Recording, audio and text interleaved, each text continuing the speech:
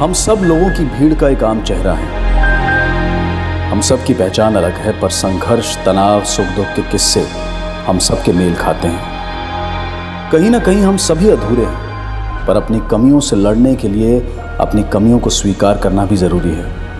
क्योंकि दुनिया और दुनियादारी की उधेड़-बुन में हम अक्सर अपने आप से अपना सही परिचय देने में चूक जाते हैं। आज का केस हमारा परिचय एक महिला मीना शर्मा से करवाता है, जो शारीरिक रूप से विकलांग है, लेकिन उसकी आप बीती एक ऐसे संघर्ष से जूझ रही है जिसमें अपराध की फिजा मंडराई तो उसकी शारीरिक कमी भी अपराध के आड़े नहीं आई।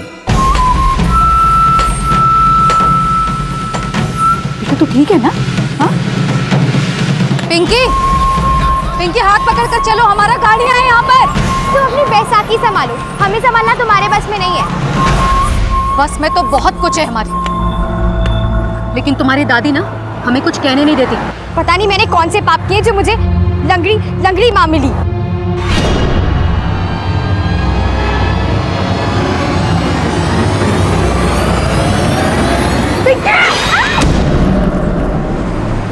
पिंकी, और बेटा उठ जो, लगी नहीं ना? लगी तो नहीं बेटा? हैं? बस। हमने आपसे कितनी बार कहा है कि ड्राइविंग मत किया कीजिए। दुनिया का हर शौक हर कोई पूरा नहीं कर सकता। पिंकी को कुछ हो जाता तो आज? ऐसे कैसे हो जाता? ऐसे कैसे होने देते? पापा ने तो बिल्कुल टाइम पे ब्रेक मारा है ना बेटा। मम्मी को समझाओ कि पापा को भले ही कम दिखता हो, पर पापा परफेक्ट ड्राइवर हैं। हाँ बेटा, तुम बिल्कुल परफेक्ट हो, हर काम परफेक्ट करते हो। और तू बार बार ये क्यों भूल रही है? हमारा बेटा 15% देख सकता है। तो माँ जी, हमारा भी सिर्फ एक ही पैर काम करता है। इसका मतलब हम मैराथन दौड़ सकते हैं? बिल्कुल दौड़ सकते हो, क्यों नहीं दौड़ सकते?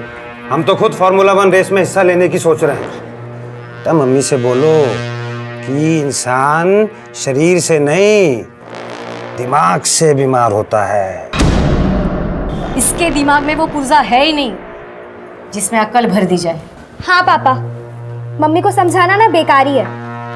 सच तो ये है कि हम आपकी रफ ड्राइविंग की वजह से नहीं गिरे थे, बल्कि मम्मी ने हमको धक्का दिया था। जलती है ये हमसे। अगर इतनी तकलीफ है ना हमसे, तो फिर मिट्टी का तेल डालकर फूंक दो हमें। सब हम ही को कोसते हैं, हर चीज के लिए हम ही जिम्मेदार हैं। सुनो मीना। जाने दो बेटा, उसको तो आदत ही है कुड़कुड़ करने की। अरे इधर 23 नंबर का पाना रखा था।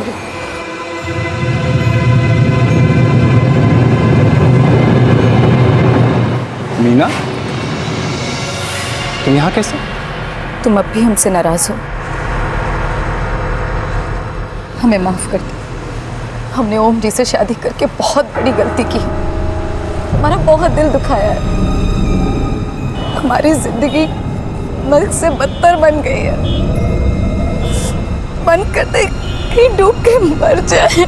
बस फिर अपने मुंह से मरने की बात मत निकालना। अब बता कि मुझे आगे करना क्या है। जब हम अपने करीबियों की अवहेलना का शिकार होते हैं तो छोटे छोटे घावों को भी बड़ा बनने में देर नहीं लगती। मीना अपनी दर्द और तकलीफ का दोषी अपनी बेटी से ज्यादा अपने पति और अपने पति से ज्यादा अपनी सास को मानती थी। उसकी भावनाएं दम तोड़ रही थी और अब वो एक ऐसा रास्ता तलाश कर रही थी जिसमें इस परिवार का बिखरना तय था। जो अज्ञात लाश पुलिस को मिली थी, उसका संबंध बहुत जल्द इस परिवार से जुड़ने वाला था। उस लाश की पहचान पुलिस कर चुकी थी। उस मृत लड़की का नाम था मेघा श्रीवास्तव और उसके पिता अमर श्रीवास्तव को शिनाख्त के लिए बुलाया गया था। आप अलीगढ़ से हैं। आपकी बेटी अकेली मेरठ में क्यों रह रही थी? हमारी एक किडनी खराब है, नौकरी नहीं कर सकता, इसलिए वो नौकरी करने यहाँ आई थी। कहाँ नौकरी करती थी वो? मोदी नगर में एक साड़ी की दुकान है, शर्मा एंड सन्स।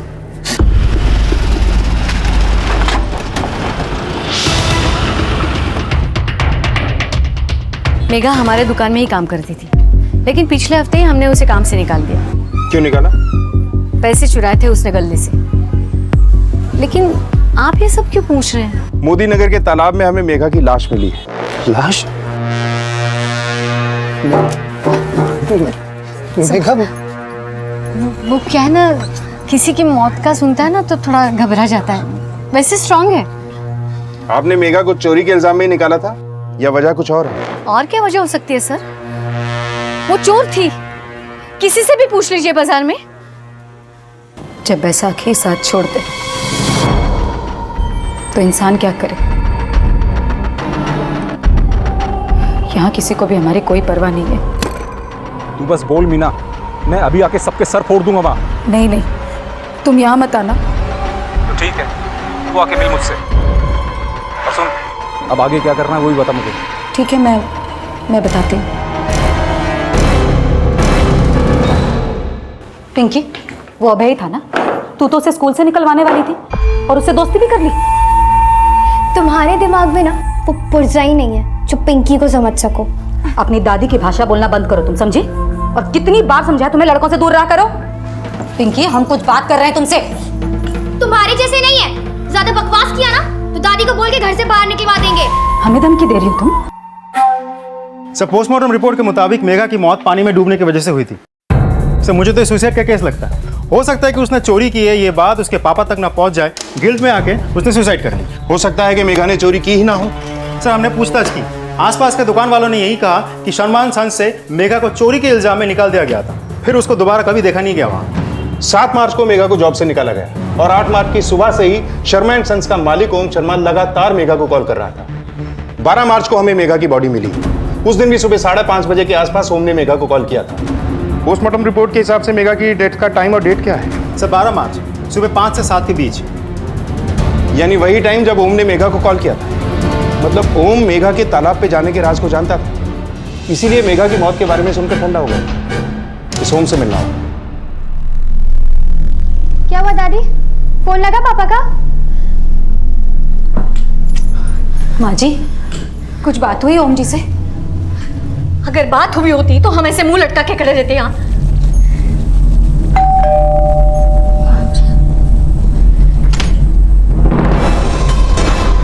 ओम को बुलाइए, हमें उससे बात करनी है। ओम तो नहीं है घर पे। मेघा की लाश मिलने की खबर सुनते ही ओम गायब हो गया। आप कहना क्या चाहते हैं? मेघा को मारकर हमारा बेटा भाग गया? हो भी सकता है। साहब, उसे दिखता तक नहीं। अगर दिखता नहीं तो गया कहाँ वो? हर रोज मॉर्निंग वॉक के लिए जाता था, आज भी गया था, वापस आया ही नहीं। मॉर्निंग वॉक के लिए कहाँ जाता है वो? मोदी गार्डन्स। मेघा की रहस्यपूर्ण मौत का सस्पेक्ट पुलिस ओम को मान रही थी और ओम का अचानक गायब होना पुलिस के शक को बढ़ा रहा था। ओम की मां के बयान के आधार पर पुलिस ने उस गार्डन में पूछताछ की जहां ओम रोजाना मॉर्निंग वॉक पर तो जाता था, लेकिन जिस दिन ओम गायब हुआ वो वहां नहीं देखा गया और कुछ नई जानकारियां ओम और मेघा से जुड़े नए राज खोल रही थी। सर, पता चला इस गार्डन में सिर्फ ओम नहीं, मेघा भी मॉर्निंग वॉक करने के लिए आती थी और जिस तालाब में मेघा की लाश मिली है वो इस जगह से ज़्यादा दूर नहीं है। हत्या का समय सुबह 5 से 7 के बीच ही है। ओम का लगातार मेघा को कॉल करना और उसके साथ मॉर्निंग वॉक पे जाना, ये सारे समीकरण इस ओर इशारा करते हैं कि ओम और मेघा के बीच में एक मालिक और एम्प्लॉय के अलावा भी कोई रिलेशन था। लेकिन सर, ओम को दिखता नहीं था। मेघा को मारने के पीछे ओम का हाथ है, ये आपको अजीब नहीं लगता? ऐसा भी तो हो सकता है कि ओम और मेघा के अफेयर की वजह से ओम की मां ने मेघा को चोरी के इल्जाम से नौकरी से निकाल दिया, लेकिन इसके बाद भी ओम मेघा के टच में था। इसीलिए मेघा की लाश मिलने के बाद ओम की मां ने अपने बेटे को कहीं गायब कर दिया। यहाँ हमारा बेटा गायब है और उसको ढूंढने के बजाय कभी हम पर तो कभी उस पर आरोप लगा रहे हैं आप। देखिए, उसका मेघा के साथ कोई अफेयर नहीं था, ना उसने मेघा को मारा है और ना ही हमने हमारे बेटे को कहीं गायब किया है। अगर ओम का मेघा के साथ अफेयर नहीं था तो हर रोज वो मेघा के साथ मॉर्निंग वॉक पे क्यों जाता था? और नौकरी से निकाले जाने के बाद भी उससे फोन पे बातें क्यों कर रहा था? फोन पे बातें करता था तो इसका मतलब ये थोड़ी है मेघा और उसका अफेयर था। अरे मेघा तो चोर है, वही हमारे बेटे को फोन करती रहती थी, कहती थी हमें नौकरी पे वापस ले लो, हमारे पिता की तबीयत ठीक नहीं है। हमारा बेटा तो आया था उसके बातों में, हम नहीं आए। हाँ साहब, माँ जी बिल्कुल ठीक कह रही हैं। आप जैसे ओम जी के बारे में बस बस, तुम्हारी सिफारिश की कोई जरूरत नहीं है। माँ जी, आप ये क्या कह रही हैं? दादी बिल्कुल सही कह रही है, तुम पापा से नफरत करती हो। सर, कल रात भी इन्होंने पापा से झगड़ा किया था और उसके बाद पता नहीं पापा कहाँ चले गए। पिंकी, सर, कहीं ओम और तुम्हारे बीच झगड़े की वजह मेघा तो नहीं थी? सर, हम आपसे कह रहे हैं ना, ओम जी का किसी के साथ कोई भी अफेयर नहीं था। तो फिर तुम दोनों के बीच में झगड़ा क्यों होता था? सर, छोटे मोटे झगड़े तो हर मियाँ बीवी के बीच होते हैं। लेकिन तुम्हारी सास और बेटी का इशारा तो किसी और ही तरफ है। हमारी बेटी नादान है सर, और माँ जी के लाड प्यार ने उसे और भी ज्यादा बिगाड़ दिया। हम थोड़ा सा कुछ भी कह देते तो माँ जी हमसे ही गुस्सा हो जाती हैं। इन्हीं बातों से हमसे चिड़ी चिड़ी रहती हैं, और ओम जी भी अपनी माँ के खिलाफ कुछ भी नहीं सुन सकते। बस इन्हीं बातों को लेकर हमारे और ओम जी के बीच में अनबन हो गई। बच्चे की परवरिश तुमसे नहीं हो रही है और उंगली हमारी माँ पर उठा रही हो। जानती हो, ये जो तुम्हारा पति है ना, आज जो कुछ भी है सिर्फ और सिर्फ अपनी माँ की वजह से है। वो कह रही है कि माँ बिगाड़ रही है पिंकी को। तो आप क्या कहना चाहते हैं कि हम बिगाड़ रहे हैं पिंकी को? बल्कि वो खुद तमीज से बात नहीं करती हमसे। बच्चों से इज्जत करवाने के लिए उनके मन में इज्जत पैदा करनी पड़ती है। लेकिन हमारी वही इज्जत आपकी माँ आपकी बेटी के सामने पूरी तरह से उतारती है, लेकिन आप अपनी माँ के खिलाफ एक शब्द नहीं सुन सकते। सर, ओम और मीना के बीच अनबन थी, ये तो साफ है। तो ऐसा भी हो सकता है कि अपनी बीवी के साथ अनबन की वजह से ओम और मेघा के बीच नजदीकियां बढ़ी हो। इनका अफेयर होने से ओम की वाइफ भी मना कर रही है और ओम की माँ भी। लेकिन मुझे लगता है कि मेघा की संदिग्ध मौत की वजह सिर्फ ओम ही नहीं, ओम की माँ या उसकी वाइफ भी हो सकती है। इन सब के कॉल रिकॉर्ड चेक करो, देखो कि जिस तालाब पे हमें मेघा की लाश मिली थी उसके आसपास किसकी लोकेशन मैच करती है। और साथ साथ ये भी देखो, जब ओम का फोन स्विच ऑफ हुआ तो उसकी लास्ट लोकेशन क्या थी। Okay sir.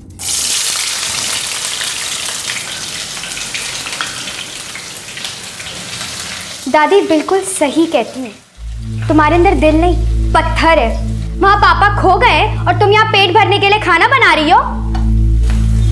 मैं तो भूखी भी रह लूंगी पिंकी, लेकिन अगर तुझे और माँ जी को भूख लगे ना तो फिर मुझे ही कोसोगे। दिखावा तो करो ही मत। बताओ क्या किया पापा के साथ, बताओ क्या किया मेरे पापा के साथ। क्या किया? पिंकी, वो सिर्फ तेरे पापा नहीं है, मेरे पति भी हैं। ज्यादा पति पति मत करा।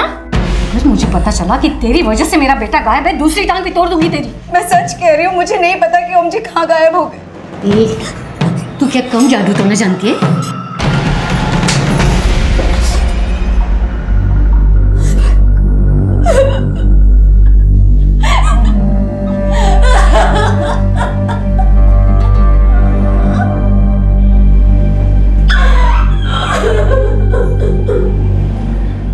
सब 12 मार्च को ओम ने मेघा को फोन तो किया था, लेकिन ना ओम की फोन लोकेशन उस तालाब वाले एरिया से मैच करती है, ना ही उसकी माँ की और ना ही उसकी बीवी की।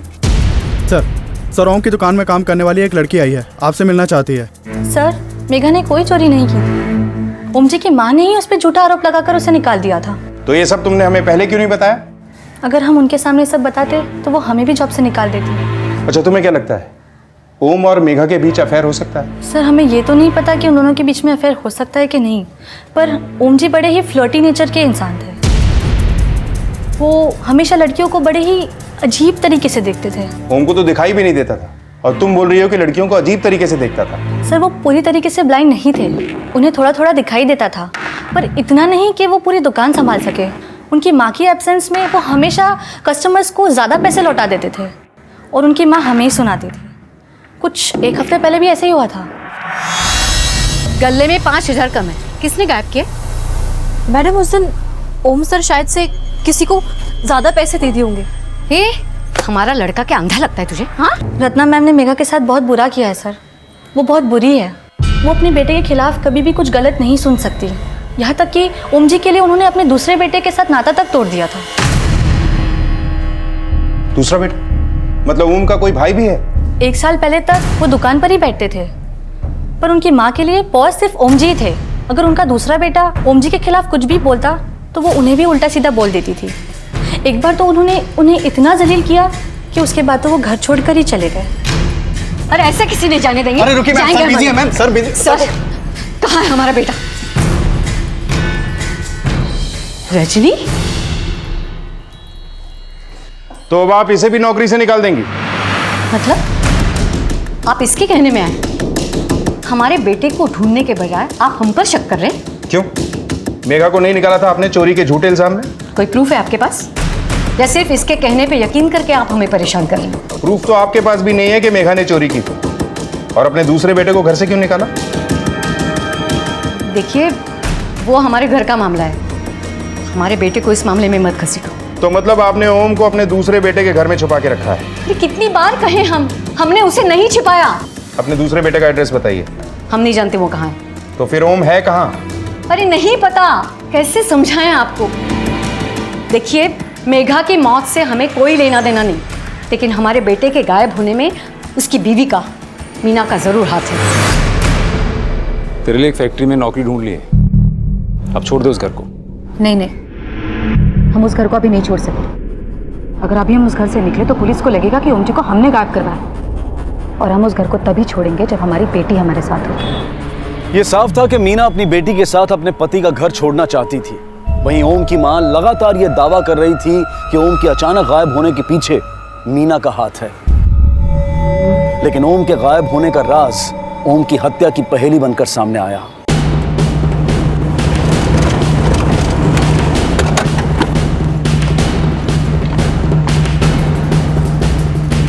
ओम को पुलिस अब तक मेघा की रहस्यपूर्ण मौत का सस्पेक्ट मान रही थी, लेकिन ओम की लाश मिलने के बाद मेघा ही नहीं बल्कि ओम की हत्या का सस्पेक्ट भी मीना को माना जाने लगा। सर, हम कह रहे हैं ना आपसे, हमने ओम जी को नहीं मारा है। तो तुम्हारी सास और तुम्हारी बेटी तुम पे इल्जाम क्यों लगा रहे हैं? सर, माँ जी हमें हमेशा से कोसती आई हैं। यहाँ तक कि वो तो ये भी नहीं चाहती थी कि ओम जी और हमारी शादी हो, लेकिन ओम जी हमसे सच्चा प्यार करते थे। I'm sorry. मुझे दिखा नहीं।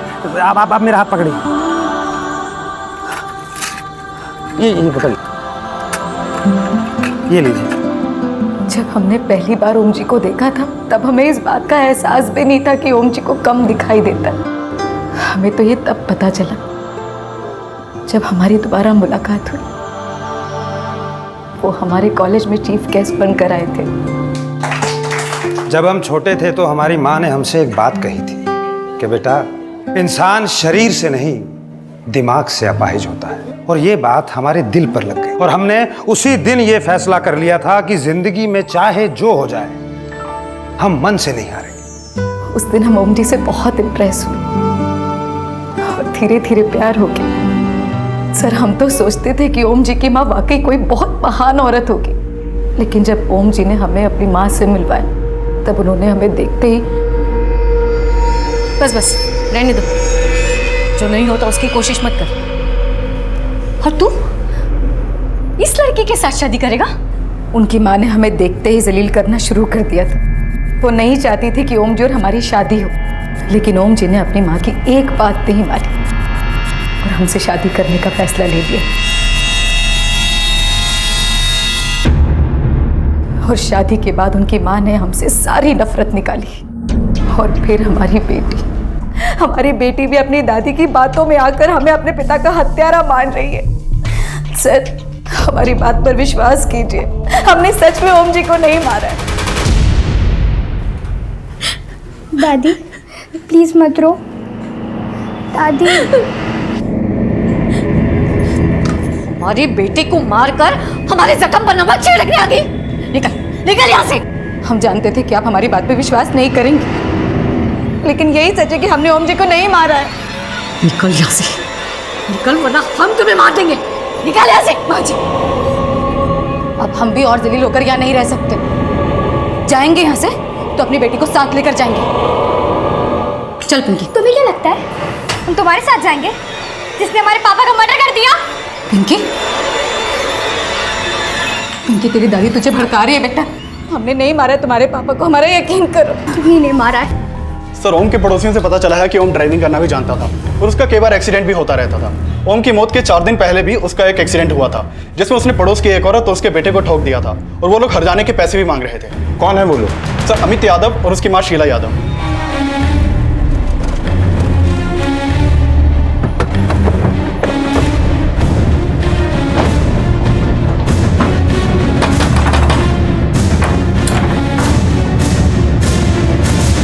हाँ सर, कई दिन पहले ओम शर्मा की कार से हमारा एक्सीडेंट हुआ था।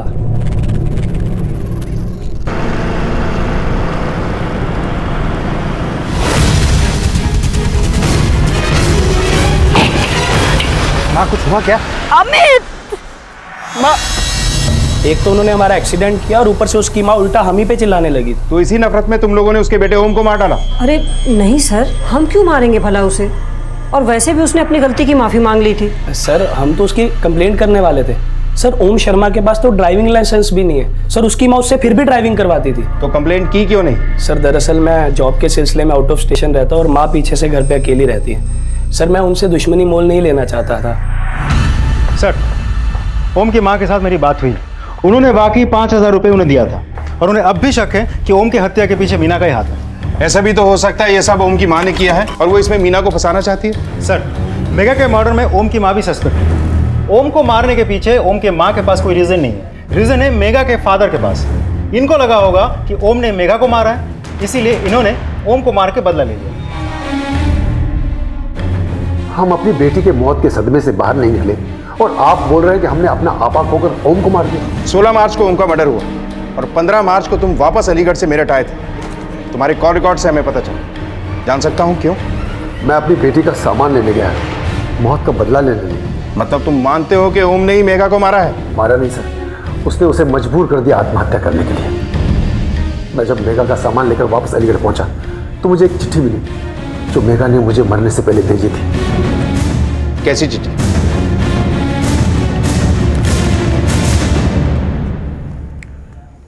पापा, मेरे ऊपर चोरी का झूठा इल्जाम लगा गया। मुझे ओम जी से बहुत उम्मीद थी कि वो मेरा विश्वास करेंगे, लेकिन पापा उन्हें भी यही लगता है कि मैं चोर हूँ, मैंने चोरी की है। पापा मुझे कोई नौकरी भी नहीं दे रहा, मुझे माफ कर दीजिए पापा, मैं आपके लिए कुछ नहीं कर पाई पापा। आपकी बेटी मेघा ये वो अंदर कुछ नहीं थी। पुलिस ने जब इस चिट्ठी की सत्यता की जांच की तो पाया कि ये चिट्ठी मेघा की मौत से एक दिन पहले मेघा द्वारा अपने पिता को पोस्ट की गई थी। चिट्ठी में लिखे शब्द साफ बता रहे थे कि मेघा ने आत्महत्या की थी और जिसके जिम्मेदार कहीं ना कहीं ओम की मां और ओम ही थे। लेकिन चिट्ठी में ओम की मां का नाम स्पष्ट न होने की वजह से उसके खिलाफ अबेटमेंट ऑफ सुसाइड का केस नहीं बना और ओम की अब हत्या हो चुकी थी। लेकिन उसकी हत्या किसने की थी ये साफ होना अभी बाकी था। ओम की हत्या की गुत्थी सुलझाने के लिए पुलिस अब क्राइम सीन के आसपास के इलाकों की सीसीटीवी फुटेज चेक कर रही थी और ये भी पता लगाया जा रहा था कि कहीं ओम की हत्या में ओम के छोटे भाई का तो हाथ नहीं है। वहीं अपनी बेटी के शक और तिरस्कार की शिकार हो रही मीना अपनी मुसीबतों से उबरने की कोई और ही योजना बना रही थी। नहीं, हम यहाँ आएंगे तो अपनी बेटी को अपने साथ लेकर आएंगे। हम नहीं छोड़ सकते अपनी सास के पास उसे। सर, ओम के छोटे भाई शोभित का पुराना मोबाइल नंबर पिछले 6 महीने से बंद है। उसके कॉल रिकॉर्ड से हमें एक भी नंबर ऐसा नहीं मिला जहां से शोभित के बारे में कुछ पता चल सके और उसकी माँ बार बार यही कह रही है कि दूसरे बेटे के बारे में उन्हें कुछ नहीं पता। फोन नंबर से नहीं तो किसी और जरिए से शोभित का करंट एड्रेस पता करने की कोशिश करो। सर ओम की माँ आई हैं, वो बोली कि ओम की बीवी और बेटी दोनों लापता हैं। सर दुकान से हम जब घर पहुंचे तो ना पिंकी घर पर थी ना मीना। मीना का फोन भी बंद आ रहा है। जरूर मीना पिंकी को लेके भाग गई है। मीना सिर्फ हमारे बेटे से नहीं चिढ़ती थी, हमारे पोती से भी चिढ़ती थी। हमारे बेटे के बाद जरूर हमारे पोती से बदला ले रही है वो।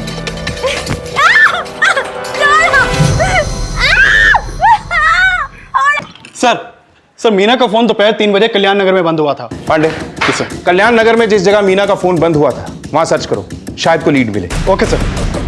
सर, शोभित का पुराना अकाउंट एक्टिव है और एड्रेस ओम के घर का ही मेंशन किया हुआ है। 3 महीने पहले शर्मा एंड सन्स के अकाउंट से 5 लाख रुपए इसके अकाउंट में ट्रांसफर हुए थे। लेकिन ओम की मां तो कह रही थी कि पिछले 1 साल से वो शोभित से मिली तक नहीं। फिर 3 महीने पहले उसके अकाउंट में इतना सारा पैसा ट्रांसफर क्यों किया? हाँ, 3 महीने पहले शोभित आया था, लड़ाई झगड़ा करके घर में और दुकान में हिस्सा मांग रहा था। हम तो उसे एक फूटी कौड़ी नहीं देना चाहते थे। वो तो ओम ने कहा इसलिए हमने 5 लाख का चेक दे दिया। वो आपसे लड़ाई झगड़ा करके हिस्सा मांगने के लिए आया था और आपको अब भी नहीं लगता कि उसने ओम का मर्डर किया होगा? हिस्से के लिए अगर उसे किसी को मारना ही होता तो वो हमें मारता, क्योंकि दुकान और घर हमारे नाम पे। ओम को मार के उसे क्या मिलेगा? ओम की हत्या में जरूर मीना का ही हाथ है, तभी तो वो गायब है। हमारे पोती को भी ले गई है। सर, शोभित ने अपने बैंक अकाउंट में जो नया नंबर एक्टिवेट करवाया था वो कल्याण नगर के एड्रेस पे रजिस्टर्ड है। कल्याण नगर? यही तो मीना का फोन स्विच ऑफ हुआ था। जब मैंने मीना के कॉल रिकॉर्ड्स चेक किए तो मुझे पता चला कि मीना की फ़ोन कॉल की लोकेशन घर के अलावा अक्सर कल्याण नगर की ही होती थी। किशोर, कहीं ऐसा तो नहीं शोभित और मीना का अफेयर चल रहा था जिसके बारे में ओम की माँ को पता नहीं था, लेकिन ओम को पता चल गया। इसी वजह से शोभित और मीना ने ओम का मर्डर कर दिया और पिंकी को लेकर शोभित के साथ कहीं भाग गए।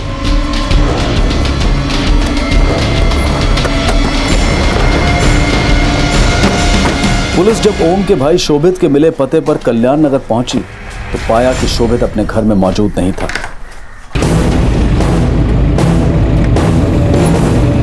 नहीं सर, मुझे कोई अंदाजा नहीं शोभित और मीना के बीच कोई अफेयर भी था। पुलिस को लग रहा था कि ओम की हत्या ही नहीं बल्कि मीना और उसकी बेटी पिंकी का गायब होने की गुत्थी भी ओम के भाई शोभित की तलाश के बाद सुलझ जाएगी, लेकिन इस केस में अभी कई और घुमाव आने बाकी थे। शोभित शर्मा तुम ही हो ना? हाँ सर। बोल, क्यों मारा हमको?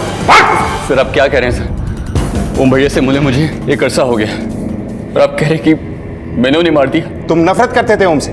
तुम्हारी माँ ने हमें बताया तुम उसे जलील करते थे अंधा बोल बोल के। हाँ चिढ़ता था मैं इस बात से कि माँ ने ओम के लिए मेरी जरा भी परवाह नहीं। और जो सच है, लेकिन सच ये भी है कि भैया को अंधा करने वाली हमारी माँ ही थी।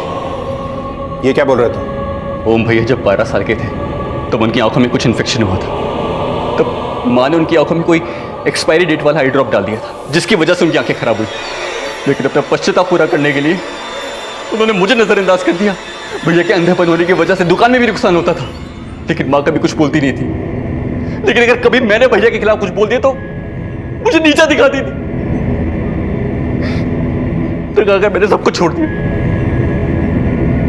और तो मुझे तो ये भी नहीं पता था कि ओम भैया का मर्डर हो गया है। तो फिर ये मीना भाभी और पिंकी कहाँ गुम हो गए, मैं क्या बता सकता हूँ सर? मुझे कुछ नहीं पता। सर शोभित का नया मोबाइल नंबर, ओम की हत्या वाले दिन ये नंबर ओम के घर के आसपास ही एक्टिव था। हमने वहां जाकर पूछताछ की, लेकिन वहां किसी ने मीना को नहीं देखा सर। लेकिन मीना का कल्याण नगर में तो आना जाना था। अगर वो शोभित से नहीं मिलती थी तो कल्याण नगर में किसके पास जाती थी? सर ओम की हत्या वाले दिन ओम मोदी नगर के एक शॉप के सीसीटीवी फुटेज में कैप्चर हुआ है। ये उसकी फुटेज है।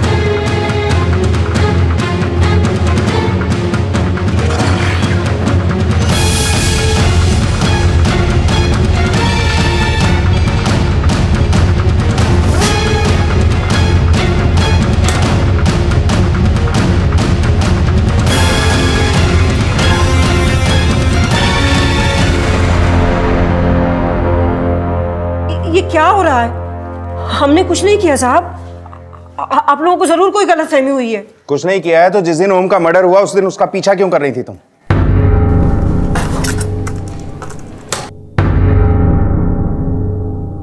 ये तुम ही हो ना? तुम ही ने मारा है ओम को? हमने नहीं मारा किसी को। झूठ मत बोलो। जहां ओम का मर्डर हुआ वहां तुम्हारा फोन भी एक्टिव था। यह है कॉल रिकॉर्ड्स। देखो सच सच बता दो, वरना सच उगलवाने के कई और तरीके हैं हमारे पास। हाँ मारा है मैंने उसे, क्योंकि उसकी वजह से हमारे स्वर्गवासी पति की अस्थियां कीचड़ में बिखर गई।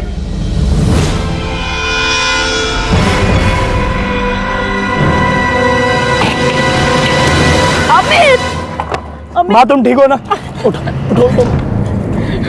तेरी वैसी की तैसी तेरी।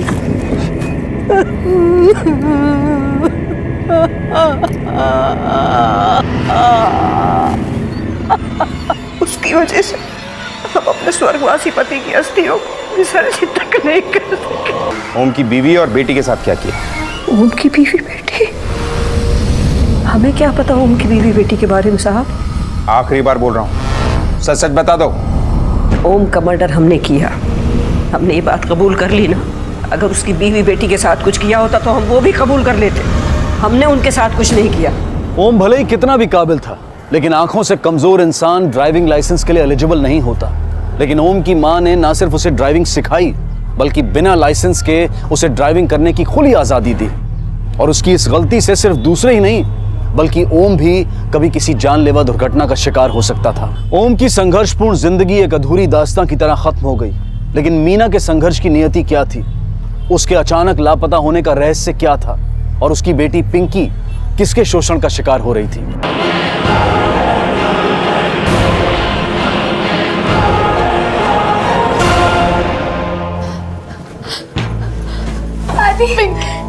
दादी दादी दादी। देखो पिंकी बेटा, रोने से कुछ नहीं होगा। हमें बताओ, आपकी माँ कहाँ है और आपके साथ क्या हुआ था? बोलो बेटा। उस दिन जब हम घर से निकल रहे थे तब मम्मी ने रोकने की बहुत कोशिश की, लेकिन मैं वहाँ से चली गई। कहाँ गई बेटा? मैं अपनी फ्रेंड अभय के साथ उसके फार्म हाउस गई।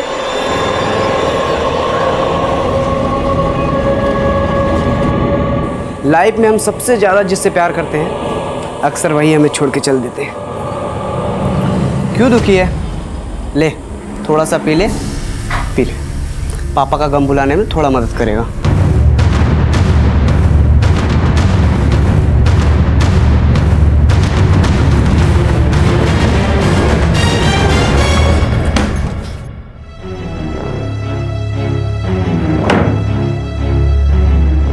दादी, मम्मी का सामान कुछ भी नहीं है। क्या वो सच में हमें छोड़ के चली गई है?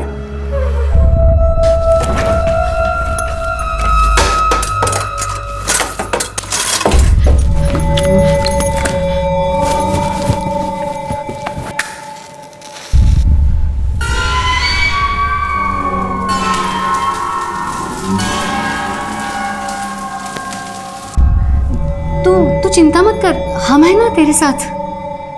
आप तो हमारे साथ हमेशा से थी, लेकिन आप ही की वजह से मैंने मम्मी को इतना गलत समझा। कहीं ऐसा तो नहीं कि आपने गुस्से में उनको कुछ।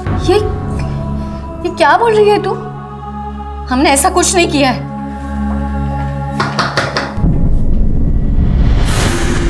कहना क्या चाहते हैं आप? देखिए, मेघा की आत्महत्या की जिम्मेदार आप हैं और मीना आप ही की वजह से अपनी बेटी से दूर है। माना कि आपका अपराध पकड़ा नहीं गया, लेकिन आपका बुरा बर्ताव अब जाहिर हो चुका है। हम जो है सो हैं। मीना भी कुछ कम नहीं थी, और ये पिंकी खुद मीना की चुगली करती थी हमसे। भूल गई क्या पिछले महीने तुमने क्या कहा? इसने कहा मीना को एक आदमी के साथ देखा। क्या करना है, कैसे करना है, हम आप।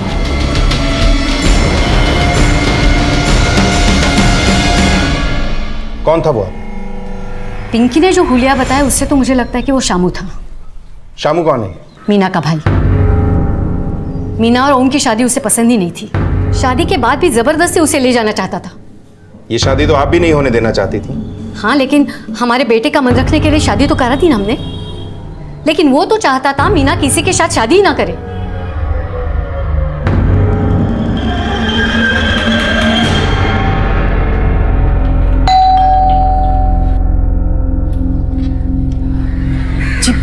जी साहब। आपने हमें बताया नहीं कि मीना का कोई बड़ा भाई भी है?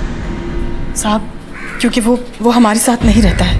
कहाँ रहता है वो? साहब, वो अपने ससुराल में रहता है।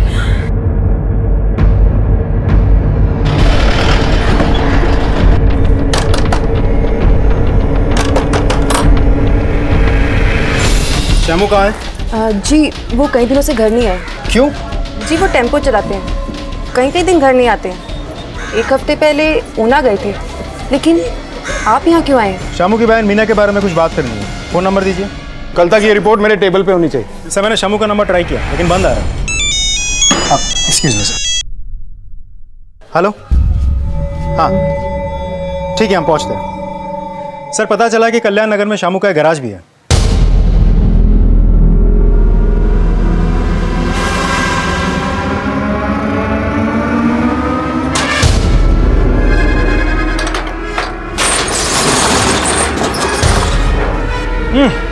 बहुत खराब बदबू आ रही है सर।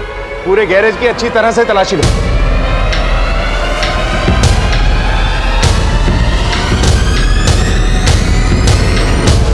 मीना की गुमशुदगी का राज मीना की हत्या बनकर सामने आया, लेकिन मीना की हत्या में उसके भाई शामू की क्या भूमिका थी? पुलिस को अब शामू की तलाश थी और जल्द ही ये तलाश खत्म हो गई।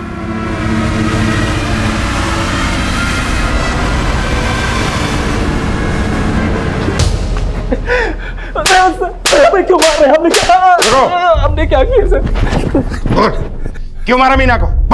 हम मीनू को क्यों मारेंगे सर? वो तो हमारी बहन थी। बहन थी तो उसकी बॉडी तेरे गैरेज में कैसे मिली? इस बात से हम भी हैरान हैं। हम तो एक हफ्ते से ऊना गए हुए थे। लेकिन ऊना जाने से पहले तो वो तुझसे मिलने कल्याण नगर आती थी ना? आती थी सर, आती थी। वो अपने ससुराल वालों से बहुत दुखी थी। उसकी सास, उसका पति, उसकी बेटी, कोई उसकी इज्जत नहीं करता था। यही दुख बांटने के लिए हमारे पास आती थी और हमने उसे बोला था कि तू अपना ससुराल छोड़ के हमारे साथ आ जा। तूने मीना को अपने पास बुलाया क्योंकि तेरी नीयत खराब हो गई थी उस पर। जब मीना को तेरी इस मंशा के बारे में पता चला तो तेरे हाथों उसका मर्डर हो गया। सर, हम पे ऐसा घिनौना इल्जाम मत लगाइए। वो हमारी बहन थी और वो खुद हमारे साथ आना चाहती थी सर, लेकिन अचानक उसके पति की हत्या हो गई और आप लोगों को भी उस पर शक था, इसलिए वो नहीं आई। वो तो अपनी बेटी के साथ आना चाहती थी सर।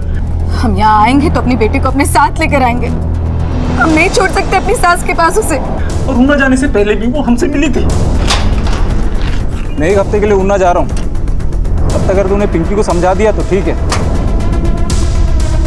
नहीं तो मैं तुझे वहां नहीं रहने दूंगा। सर, जब हम यहाँ से ऊना के लिए निकले तो मीना सही सलामत थी। हमें लगता है कि उसकी सास ने उसका मर्डर करवा के हमारे गैरेज में रखवा दिया ताकि हम भी फंस जाए और मीना भी खत्म हो जाए। सर, पोस्टमार्टम रिपोर्ट के मुताबिक मीना का मर्डर गला घोटने की वजह से हुआ है, लेकिन हत्या का डेट और टाइम उसी दिन से मैच होता है जिस दिन मीना का मोबाइल कल्याण नगर में बंद हुआ था। लेकिन मीना के सास की मोबाइल के लोकेशन उस एरिया से मैच नहीं करता और इधर शामू ये मानने के लिए तैयार नहीं है कि उसने मीना का मर्डर किया। हो सकता है क्या? सर, मीना की माँ आपसे मिलना चाहती है। साहब, हमें नहीं लगता साहब कि शामू मीना को मार सकता है, क्योंकि वो अपनी बहन से बहुत प्यार करता था साहब। आपको पता है साहब कि शामू की शादी मीना की शादी से 6 महीना पहले हो गई थी और वो अपनी पत्नी को गौना करके भी नहीं लाया था, क्योंकि वो नहीं चाहता था साहब कि उसकी बीवी के आने के बाद उसकी बहन और बीवी के बीच में कोई भेदभाव हो। इसलिए जब मीना की शादी हो गई उसके बाद वो अपनी पत्नी को लेके आया। अब आप ही बताइए साहब, जो इंसान अपनी बहन से इस तरह प्यार करता हो वो अपनी बहन को कैसे मार सकता है साहब? कैसे मार सकता है? कैसे? शामू अपनी बहन मीना से बहुत प्यार करता था। मीना के चक्कर में ही अपना घर बार, अपनी माँ, यहां तक कि अपनी बीवी तक को भूल जाया करता था। किशोर, पता करो जिस दिन मीना की हत्या हुई उस दिन शामू की बीवी की मोबाइल की लोकेशन कल्याण नगर की थी या नहीं? Yes sir. शक की सुई शामू की बीवी चंदा पर भी आई, पर कुछ ऊपरी सबूत मीना की हत्या में चंदा का हाथ होने का भी दावा पेश कर रहे थे। लिहाजा पुलिस ने उसे तलब किया। सर, आप लोग मुझे क्यों यहाँ पे लेकर आए? मीना का मर्डर करने के जुर्म में। मैं मीना का? देखो, झूठ बोलने का कोई फायदा नहीं है। हमें पता है कि तुमने मीना का मर्डर किया है। बस अब ये बताओ कि कैसे किया है और क्यों। उस दिन मैं गैरेज अपने पति का टिफिन देने गई और वहाँ मीना को अपने पति के साथ देख के मेरा दिमाग ही खराब हो गया। जैसे ही मेरे पति वहाँ से गए मैंने मीना से कहा, ए, क्या बात करी थी मेरे पति से? हाँ भाभी, हाँ आजकल बहुत मिल रही है मेरे पति से। हाँ भाभी, बात ही कुछ ऐसी। बात तो मेरी कान खोल के सुन ले। मेरे पति से ना दूरी रहे। वैसे भी ना तेरी वजह से शादी के 6 महीने बाद तक मैं अपने मायके बैठी रही। तेरी वजह से ना मेरा पति मेरा गौना करके नहीं लाया। मेरी जिंदगी खराब कर दी थी उसने। अब सुधर गई जिंदगी? अपना घर बसाने के लिए जो दूसरों की जिंदगी उजाड़ने की मंशा रखते हैं वो एक ना एक दिन उन 4 दीवारी में घुट कर रह जाते हैं जहां रोशनी भी कैद की सलाखों से छन कर आती है। माना कि जिंदगी संघर्ष और तनावों से भरी है। अपनी खुशियों के लिए अक्सर हमें अपने दर्द से समझौता करना पड़ता है, लेकिन अगर दूसरों का दर्द हमारी खुशियों पर भारी पड़ने लगे तो हम इतने भी हिंसक ना हो जाएं कि हम दूसरों की आशाओं को भी मारते हैं।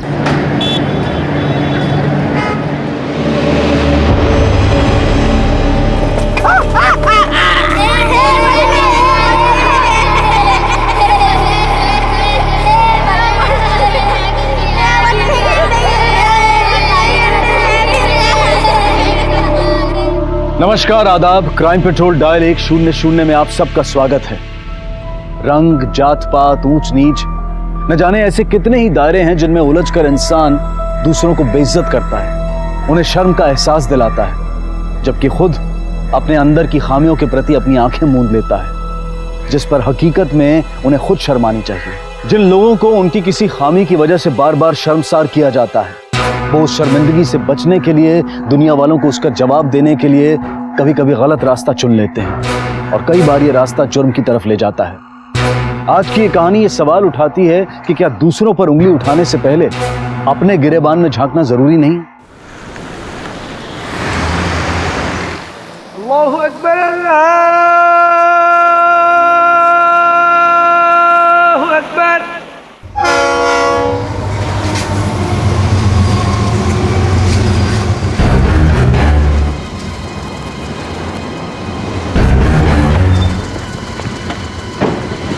हाँ वहाँ देखिए बोरी में कुछ है। हटिए नीचे हटिए, हटो यहाँ से। चला पाटिया खोलो।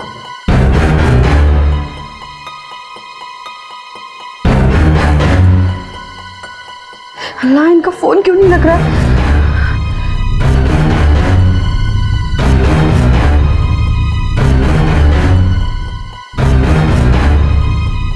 आतिफ, जाना बेटा, फटाफट जाके दुकान पे जाके देख तेरे अब्बू क्यों नहीं आए। जा जल्दी जा।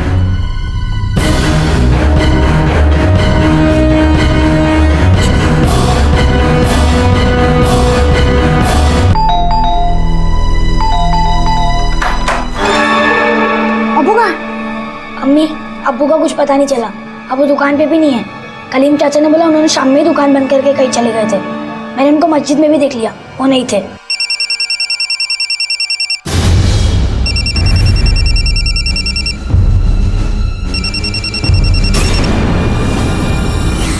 पाला गली भिंडी बाजार में पतंग और खिलौने की मेरी एक दुकान है।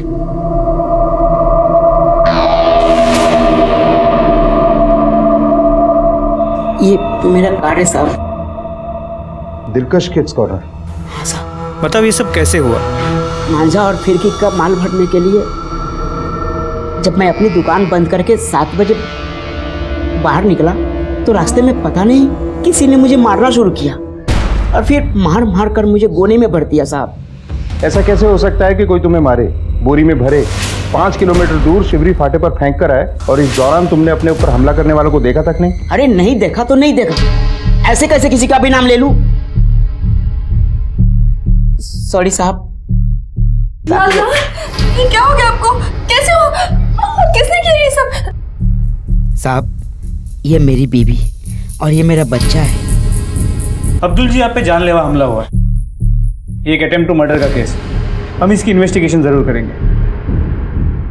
अब्दुल की दुकान से शिवरी फाटे तक जहां जहां भी सीसीटीवी कैमरा है सबकी फुटेज खंगालो और अब्दुल के मोहल्ले में भी पूछताछ करो। अब्दुल जैसे आदमी पे हमला करने वालों को हमें ढूंढ निकालना है। जी सर।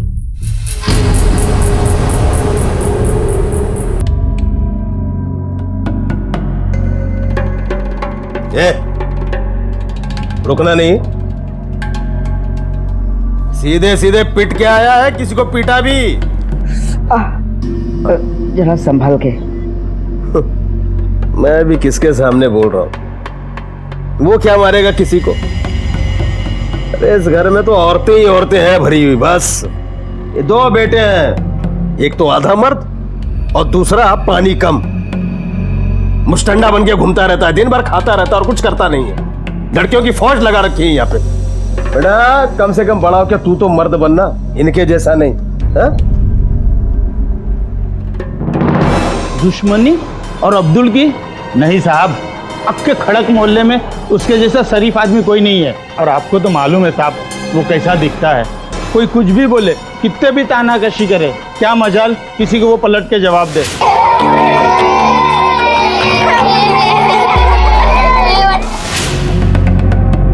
आतिफ, बेटे जरा मेरे साथ आना, तुझसे कुछ बात करनी है।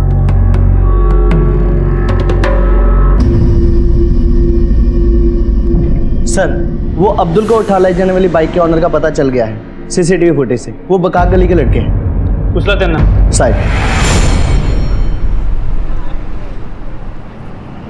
आपने पतंग उड़ाने के लिए बुलाया क्या? नहीं, तुमसे कुछ पूछना था। क्या? बता बेटे, कितने पैसे दिए थे तुमने मेरी ठुकाई के लिए? 500, 1000 या उससे भी ज्यादा? बोल बोल। क्या? अरे मुझे पता तो चले कि मेरी औकात कितनी है तेरी नजर में। मेरे को नहीं मालूम। आप क्या बात कर रहे हो? लेकिन मुझे मालूम है बेटा, तुमने ही पैसे दिए थे उन छोकरों को। नहीं, मैं क्यों दूंगा? मेरी हाइट कम है, दिमाग नहीं।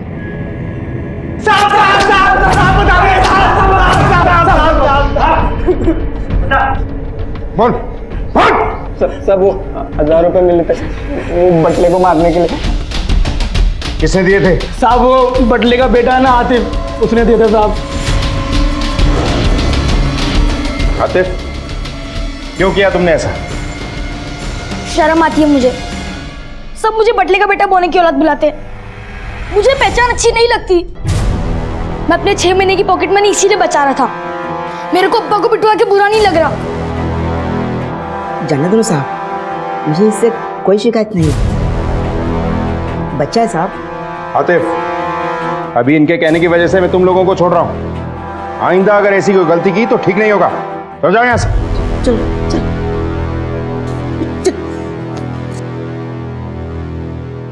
अब्दुल ने अपने ऊपर चलने वाले जिल्लत के हर तीर को अपनी मुस्कुराहट और अपनी खामोशी की ढाल से रोक लिया था। उसने अपनी सोच को लोगों के तानों से ऊंचा किया था। दुनिया के सामने तो वो डट कर खड़ा था, लेकिन उसके अपने बेटे आतिफ से ये जिल्लत सही नहीं जा रही थी। अपने बाप की तौहीन में लोगों के कहे गए अल्फाज उसके दिल में घर कर गए थे और अपने बाप के लिए नफरत उसके दिमाग में। ये तो सिर्फ एक चिंगारी थी उस आंच की जो आगे चलकर बहुत कुछ राख कर देने वाली थी। बाप को मार देगा, अब हो गया, अब क्या सुपारी देगा? क्या समझ के रखा है?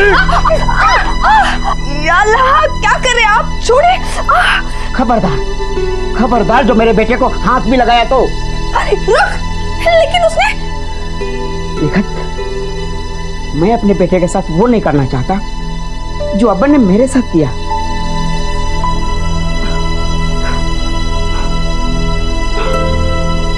मैं तुमसे बहुत प्यार करता हूं, लेकिन कोई मेरे बेटे को हाथ लगाए ये मैं बर्दाश्त नहीं कर सकता, समझी?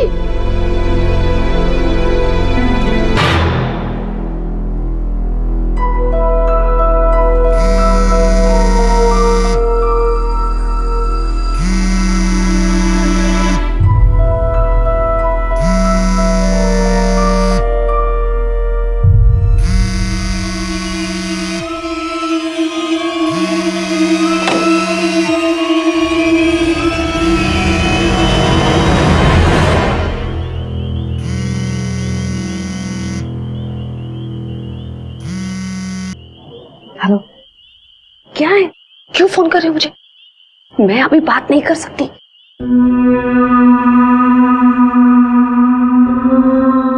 तुम्हारी अम्मी? कब से? सुबह से। वो उनका फोन भी बंद है। तुम्हारे अब्बा तुम्हारे साथ क्यों नहीं आए? मेरी अम्मी की घर पे किसी को परवाह नहीं है। अब्बा को भी कोई टेंशन नहीं है। अब वो अभी घर पे नहीं है। आप जाके उनको देखो ना। आ जाएगी बेटे, यही कहीं गई होगी। ठीक है, तुम जाओ, हम देखते हैं। सर, आतिफ वही लड़का है जिसने अपने बाप को पिटवाया था और अभी अपने माँ की गायब होने की खबर लेके खुद आया। कहीं अपने बाप अब्दुल को फंसाने की कोशिश तो नहीं कर रहा? इसकी बात को वेरीफाई करने के लिए अब्दुल को बुलाते हैं। अच्छा, तुम्हारी बीवी इससे पहले भी कभी क्या घर में किसी को बताए बिना कहीं गई है? नहीं साहब, कभी नहीं। और साहब जाती भी कहाँ, उसका यहाँ पर कोई भी नहीं है। यही तो सोचने की बात है अब्दुल। अगर जैसा तुम कह रहे हो वैसा है तो फिर वो गई कहाँ और उसका फोन क्यों स्विच ऑफ? अच्छा, वो घर से पैसे, लत्ते, कपड़े, जेवर वगैरह कुछ लेके निकले? नहीं साहब, कुछ भी लेकर नहीं गई। बाहर पाटिल के पास आप कंप्लेंट लिखा दीजिए, जैसे हमें कुछ पता लगेगा बताएंगे आप।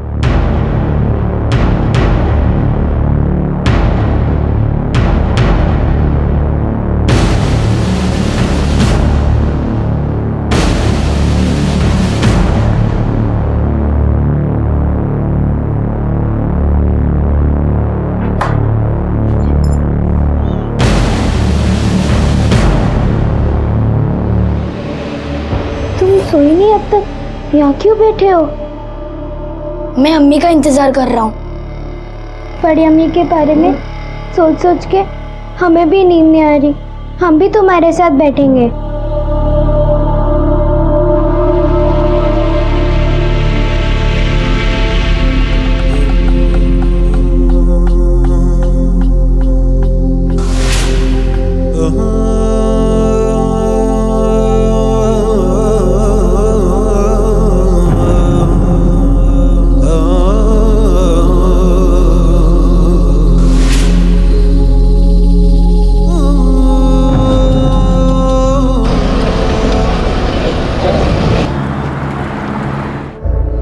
निकत हाँ भाग गई रहेगी किसी और मर्द के साथ। सर वो तो किसी के साथ भाग नहीं सकती, बिल्कुल सीधी सादी औरत है। जरूर अब्दुल ने ही कुछ किया होगा निकत के साथ। मैं उसे मारूंगा? सवाल ही नहीं होता साहब। वो मुझसे बेइंतहा मोहब्बत करती थी, लव मैरिज था हमारा, यतीम थी वो, कोई नहीं था उसके आगे पीछे। साहब वो कोई बेचारी नहीं है, वो तो मर्दों को अपनी तरफ खींचने वाली औरत है। उसकी छोटी भाभी खुद हमीदा उससे तंग है।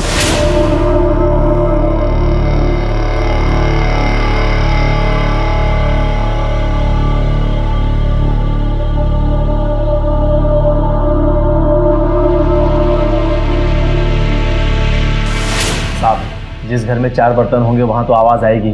ये औरतें तो चिक चिक करती रहती हैं, इसका मतलब ये नहीं है कि मेरे और निखत के बीच में कुछ चल रहा था।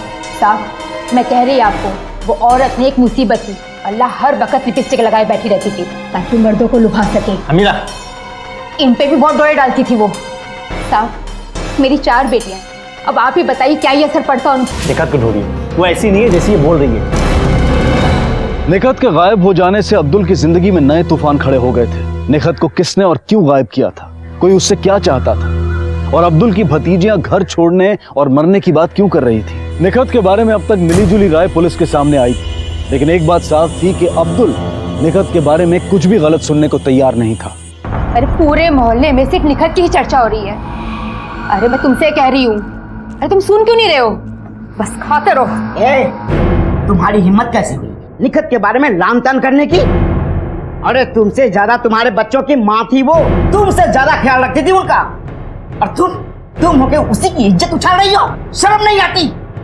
अरे कुछ बोलोगे भी या मुंह पे लखवा मार गया है? अरे खाते रहोगे कुछ बोलोगे? क्या चिल्लम चिल्ली हो रही है यहाँ पे?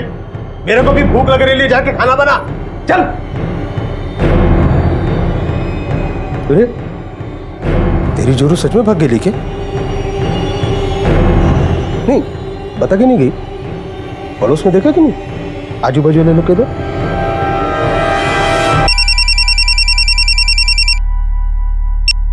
हाँ सर, के बोल। सर निकट को आखिरी बार राइचू रोड के बस स्टॉप के पास देखा गया था। उसकी मोबाइल की आखिरी लोकेशन भी यही की है। सर ये मामला किडनैपिंग या गुमशुदगी का नहीं लगता। कहीं ऐसा तो नहीं कि निकट सचमुच अपनी मर्जी से कहीं भाग गई है? देखिए हमने उनके कॉल रिकॉर्ड चेक किए, एक नंबर से हाल फिलहाल में उनकी बहुत बातें हुई। ये नंबर किसी रफीक नाम के आदमी का है। आप किसी रफीक को जानते हैं? नहीं साहब। सर ये रफीक को पिछले कुछ दिनों से किसी ने नहीं देखा है, लगता है कि ये भी भाग गया है। मोबाइल सर्विस प्रोवाइडर से रफीक का फोटो और एड्रेस मंगाओ और उसे ढूंढ निकालो। सर रफीक के बारे में पूछताछ की तो पता चला कि वो लड़कियों का दलाल है। लड़कियों का दलाल? एक दलाल से निकट बात क्यों कर रही थी?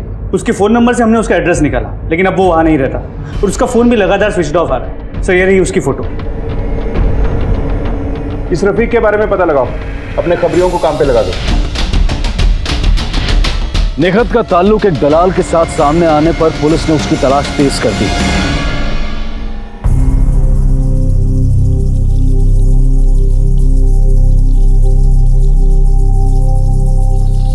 ये मेरी अम्मी की फोटो है, ये आपकी वजह से भागी है। मैं तो दुआ करूंगा आपको कुछ हो जाए और मेरी अम्मी वापस आ जाए।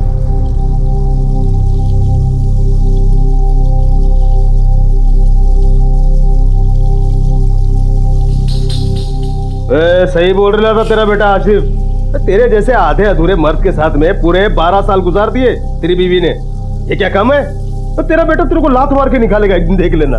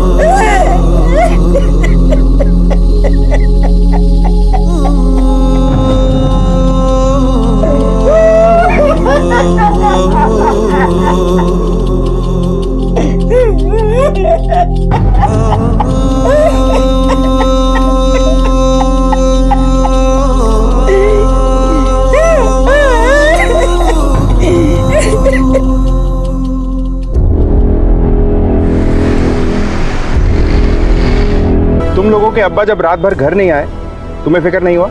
अब्बा कभी कभी पूरी रात घर नहीं आते थे। हमें लगा कहीं अपने दोस्तों के साथ दारू पीने बैठ गए होंगे। सर लगता है टूटी हुई बोतल से स्टैब करके मारा गया है, लेकिन मर्डर वेपन आसपास कहीं नहीं मिला। पहले अब्दुल की बीवी निखत का गायब होना, अब उसके अब्बा जमील की मौत, क्या कनेक्शन हो सकता है इन दोनों केसेस में? आसपास अच्छे से सर्च करो, शायद कुछ मिले। सर जमील की पोस्टमार्टम रिपोर्ट, इसके मुताबिक उसके पेट में कांच के टुकड़े मिले। इससे ये तो साफ है कि कांच की बोतल का इस्तेमाल किया गया। सारे मोहल्ले में, खास तौर पे इनकी बिल्डिंग के आसपास तलाश करो, इस कत्ल की गुत्थी वहीं सुलझेगी। इसके अलावा खून में अल्कोहल भी मिला। मौत के वक्त को नशे में था। सर मौत का वक्त सुबह 4 से 5 के बीच का है। इम्तियाज के मुताबिक बच्चियां मदरसे जा रही थी जब उन्हें रास्ते में अपने दादा को मरा हुआ देखा। हो सकता है इन बच्चियों ने कुछ और भी देखा हो, लेकिन डर के मारे बता नहीं रहे। इन बच्चियों से और इन्फॉर्मेशन निकलवाते हैं। हम भाग रहे थे। भाग रहे थे? बेटा क्यों भाग रहे थे? क्योंकि हमारे बारे में कोई परवाह नहीं करता, क्योंकि लड़कियां हैं। या अल्लाह, ये बोली तो उसको क्या निकट की है। मेरी बच्चियों के दिमाग में पता नहीं क्या क्या जहर भर दिया है, उसी के नक्शे कदम पे चल रही है। साहब मैं आपको सच बता रही हूँ कि ये सब कुछ अब्दुल भाई ने किया है। अब्दुल भाई ने ही अब्बू को मारा है। आपको ऐसा क्यों लगता है? हर कोई जानता है कि अब्दुल भाई अब्बू से कितनी नफरत करते थे। मेरे ससुर एक खर खोपड़ी के इंसान थे। जब अब्दुल भाई और निखत का निकाह हुआ तो सरेआम उन्होंने अब्दुल भाई के ऊपर पेशाब कर दिया था। मेरे अब्बा का गुस्सा बहुत खराब है, वो हाथ बहुत जल्दी छोड़ते थे और अब्दुल पे तो और भी जल्दी हाथ छोड़ते थे। तुमने कभी अपने अब्बा को रोकने की कोशिश नहीं की? घर के सबसे बड़े थे, उनके सामने हम ऊंची आवाज़ में भी बात नहीं कर पाते थे। रोकना तो बहुत दूर की बात है। पूरी जिंदगी तुम अपने अब्बा के ताने सुनते रहे, मार खाते रहे, एक बार भी अपने अब्बा को पलट के कभी जवाब नहीं दिया। अम्मी की वजह से साहब, एक दिन मेरी अम्मी ने अपने बदन के सारे जख्म मेरे को दिखाए। उन्होंने कहा इस दर्द को कभी भी अपने रूह पर हावी मत होने देना। अगर तुम्हारे अब्बा इतना ही जुल्म करते थे तो तुम उसी घर में उनके साथ क्यों रहते थे? साहब निकत उसी को सबके साथ में मिल के रहने का बुखार सवार है। साहब कहती है तुम बड़े हो, अगर तुम भी टूट जाओगे तो ये पूरा घर टूट जाएगा। इसीलिए साहब इतने दिनों से सबके ताने सुने, गालियां सुनी, मार खाई। साहब मैं अपने अब्बा का कत्ल कैसे कर सकता हूँ? साहब कहना तो नहीं चाहिए, लेकिन और भी वजह है अब्दुल भाई के पास। मेरे शौहर के साथ साथ मेरे ससुर पे भी डोरे डाला करती थी वो।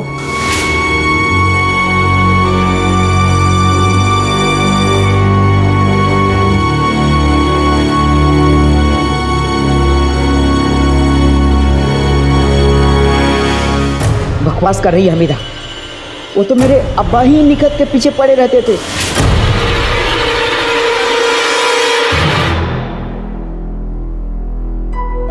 अब्बा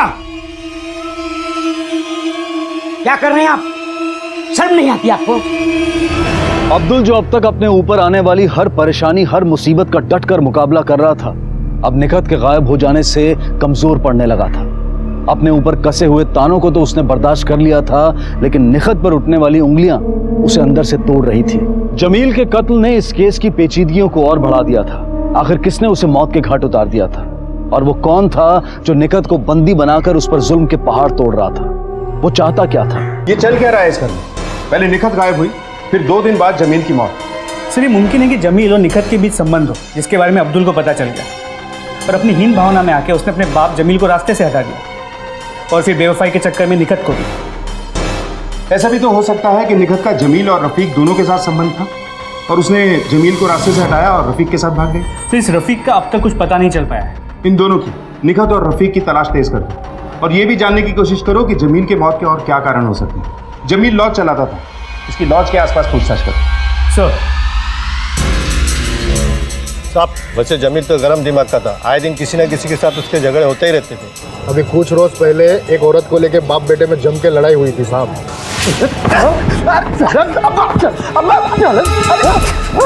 तेरी हिम्मत कैसे हुई लड़की को आंख उठा के देखने की?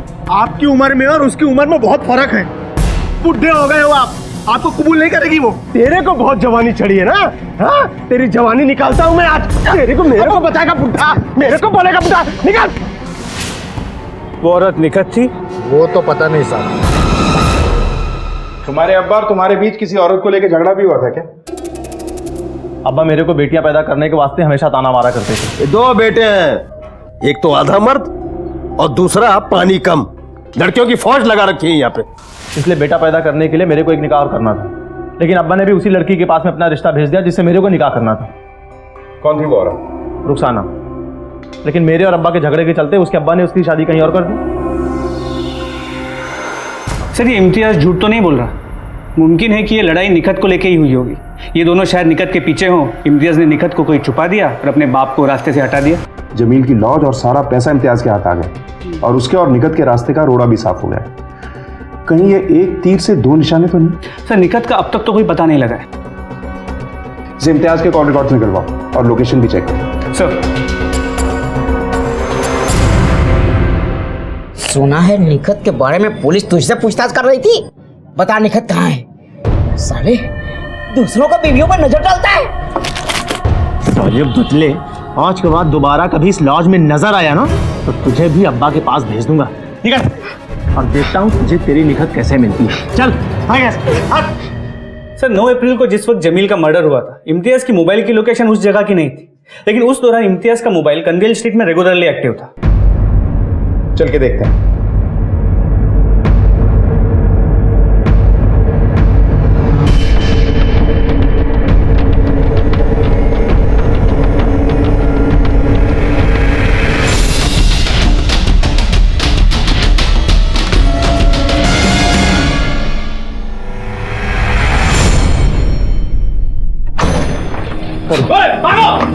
अरे चलो यार।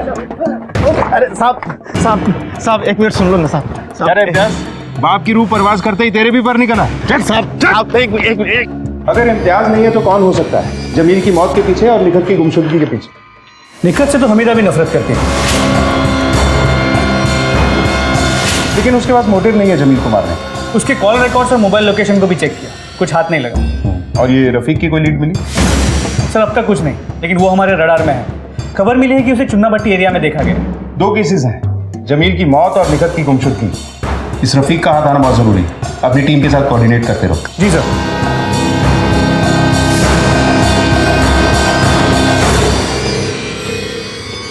सर रफीक का पता चल गया है, चुन्नाभट्टी में छुपा है।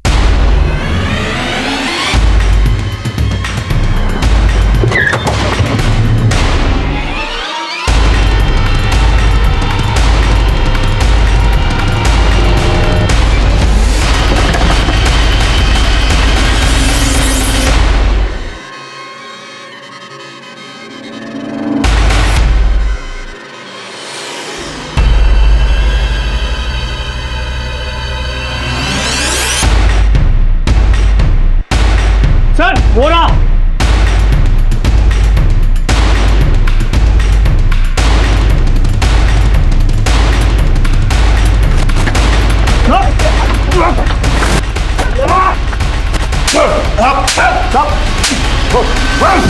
क्या चल रहा था तेरे और निखत के बीच में? साहब माँ कसम किसी को भी पूछो साहब, वो तो अपन की बहन है साहब। बहन?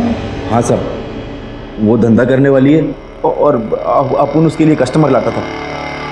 वो अब्दुल भी उधर ही मिला था उसको साहब। अब्दुल को वो इतनी पसंद आई, उसने पैसा देकर उसको खरीद लिया। वरना उस बोने से शादी कौन करता? तो तू भाग क्यों रहा था? साहब अपन का माटीपुरा में था और वहां पर छापा पड़ा था, इसलिए कुछ दिन से अंडरग्राउंड था। कहीं तूने उसे फिर से धंधे पे तो खड़ा नहीं कर दिया? नहीं साहब, नहीं, कसम खाता है साहब। तो फिर फोन पे क्या बातें होती थी तुम दोनों के बीच? साहब वो खुद धंधे में वापस आना चाहती थी साहब, इस वास्ते वो खुद फोन करती थी। अब्दुल ने निखत को इज्जतदार जिंदगी दी, उससे शादी की, दोनों का बच्चा भी हुआ। फिर एक घर गृहस्थी वाली औरत देह व्यापार के दलदल में वापस क्यों जाना चाहती? और इस जमील की मौत का इन सब से क्या लेना देना हो सकता है? शिरकी, इस रफीक की बातों को वेरीफाई करना होगा, ये सच बोल रहा है या झूठ। इससे पूछताछ जारी रखो। मेरा बेटा आतिफ कल रात से गायब है। कल रात जब मैं 10 बजे सोने गया तो घर पे ही था, लेकिन साहब सुबह उठा तो घर पे नहीं था। मैंने आजू बाजू सब जगह छान मारा, वो कहीं नहीं मिला साहब। आपको किसी पे शक है? जब से उसकी अम्मी निखत गायब हुई है वो बहुत परेशान रहता है, और उसकी चच्ची हमीदा उसे बहुत परेशान करती है साहब। कोई और नहीं मिला तो बिल मुझ पे फाड़ेंगे क्या? साहब, बेटियां पैदा करने पर मुझे बहुत जिल्लत मिली है, लेकिन उसकी भड़ास मैंने सिर्फ बोल के ही निकाली है। तो और कौन पहुंचा सकता है? साहब, अब्दुल भाई। बाप बेटे के बीच में एक दिन भी चैन से नहीं जाता था साहब। अब्दुल भाई ने ही अपने अब्बा को मारा है, और अब्दुल भाई ने ही निखत को मारा होगा साहब। और मैं यकीन के साथ कह सकती हूँ कि अब्दुल भाई ने ही आतिफ के साथ कुछ किया होगा। साहब, अब्दुल भाई जितना जमीन के ऊपर है ना, उतना ही जमीन के नीचे है। ए चंडाल चौकड़ियों, यहाँ क्या देख रही हो? हाँ, पढ़। बच्चों, क्या तुम में से कोई भी जानता है कि तुम्हारा भाई आतिफ कहाँ गया है, क्यों गया है? देखो, घबराओ मत, सच बताओ।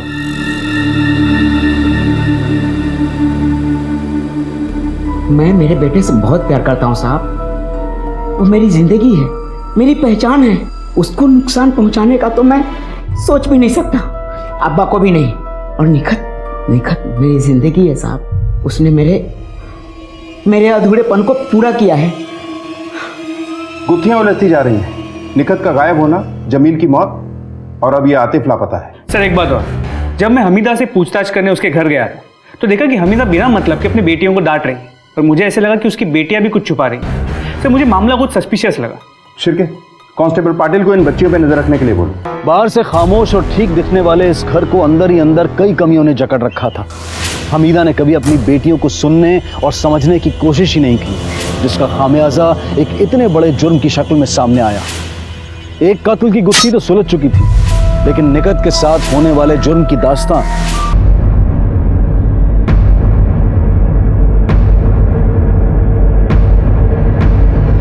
साहब, उधर है वो।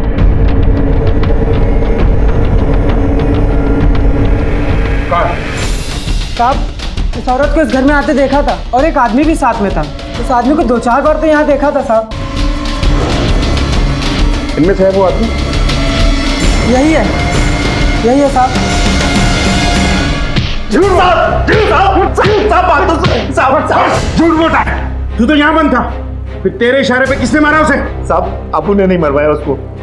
हाँ, ये बात जरूर है कि अप्पू उसको धंधे में वापस लाना चाहता था, पर वो धंधे में वापस आना नहीं चाहती थी साहब। कमाठीपुरा में अपन का धंधा चौपट हो गया था साहब, पर अपन को धंधा शुरू करने के लिए लड़कियों की ज़रूरत थी, और निखत से अच्छी कोई लड़की हो ही नहीं सकती थी। इसलिए मैंने निखत को मनाया। जब वो नहीं मानी तो मैंने उसको अक्का भिंडी बाजार में बदनाम करने की धमकी दी। क्यों परेशान कर रहे हो मुझे? तुमको पैसे चाहिए ना? ठीक है, मेरे गहने ले लो, सारे गहने ले लो, लेकिन मुझे दोबारा उस दलदल में मत भेजो। ये सीधी तरह से मान जा, नहीं तो कल सुबह अक्का मोहल्ले के सामने तेरा काला चिट्टा खोल दूंगा मैं। उसके बाद बचाती रहना अपनी इज्जत। जब तेरा बेटा तेरे मुंह पे थूकेगा ना, तो खुद ब खुद चल के आएगी अपन के धंधे में। ये रोना बंद कर, और कल सुबह 6 बजे रायचौर स्ट्रीट के बस स्टॉप पे मिल मुझे। फिर साहब, अपन ने उसको बस स्टॉप पर बुलाया और अपन के साथ चलने को मजबूर किया, और वो मान गई। फिर उसको खोली में बंद करके ज़बरदस्ती धंधे में वापस आने के लिए कहा। साहब, उसके बाद कसम से अपन को नहीं मालूम वो कब भागी और किसने उसको मारा। क्या मिसाल कायम किया एक भाई होने की। इसे तब तक मारो जब तक सारा सच नहीं उगल देता। साहब, बात तो सुनो साहब। सर, निखत की पोस्टमार्टम रिपोर्ट। उसकी बॉडी हमें मिलने के 4-5 घंटे पहले ही उसकी मौत हुई। सर, उसकी मौत भी सर पे वार की वजह से हुई। ऐसे घाव तो मर्डर वेपन मिला? नहीं सर। सर, ये रिक्शा वाला है, निखत से मिला था। कहाँ मिली थी वो तुम्हें? सर, वो जंगल के पास कच्चे रास्ते। इनके मोबाइल में चेक करो कि वो कॉल किसे किया गया था। सर,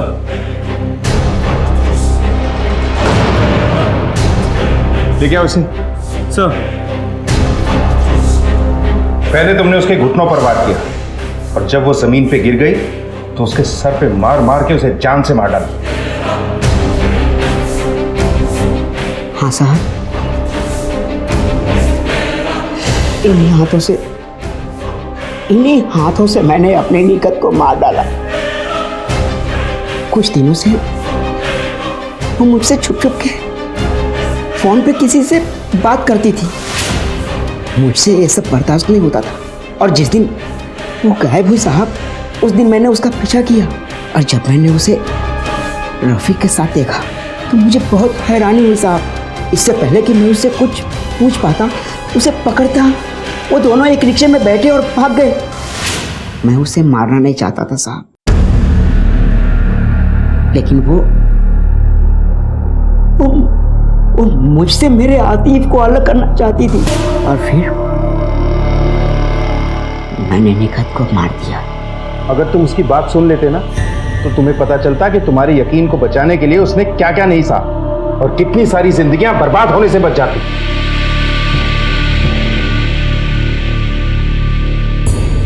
अपनी खामी की शर्म से उभरने के लिए, अपने आप को दूसरों की नजरों में उठाने के लिए अब्दुल ने नेकत को बाजार से उठाकर अपनी जिंदगी में शामिल कर लिया। लेकिन शर्म के उसी लावे ने अब्दुल को नेकत की जान लेने पर मजबूर कर दिया। जमील के पास सब कुछ होते हुए भी वो अकेला था। अब्दुल जैसे इंसान को आबाद देखकर उसे खुद पर जिल्लत महसूस हुई और इस अकेलेपन को दूर करने के लिए उसने अपने ही घर की बच्चियों को निशाना बनाया और नतीजा बच्चियों के हाथों उसका कत्ल। आतिफ की शर्म ने उससे अपने ही बाप पर जानलेवा हमला करवाया और फिर अपने आप को सजा देने के लिए वो घर से भाग निकला। खोखली शर्म और जिल्लत के एहसास ने मजबूत रिश्तों को तहस नहस कर दिया। दूसरों की खामियों पर उंगली उठाना, उन्हें शर्म का एहसास दिलाना, उनकी तौहीन करना बहुत आसान है, लेकिन अपनी कमियों को टटोल कर उनसे उबरना भी उतना मुश्किल नहीं है। याद रखिए, जब हम किसी पर एक उंगली उठाते हैं तो बाकी की 3 उंगलियां हमारी खुद की तरफ भी उठती हैं। अपने किरदार, अपनी शख्सियत को बुलंद करने के लिए ऊंचे कद की जरूरत नहीं होती। ख्यालात ऊंचे होने चाहिए, सोच ऊंची होनी चाहिए। इसी विचार के साथ अब मैं अनूप सोनी आपसे विदा लेता हूं। फिर मुलाकात होगी अगले एपिसोड में एक और चौंका देने वाले केस के साथ। तब तक अपना और अपने परिवार का ख्याल रखें और देखते रहें क्राइम पेट्रोल डायल 100। सबक एक को सीख हम सबको। जय हिंद। क्राइम पेट्रोल के और भी दिलचस्प कहानी देखने के लिए हमारे चैनल को सब्सक्राइब करें और बेल आइकॉन दबाना न भूलें।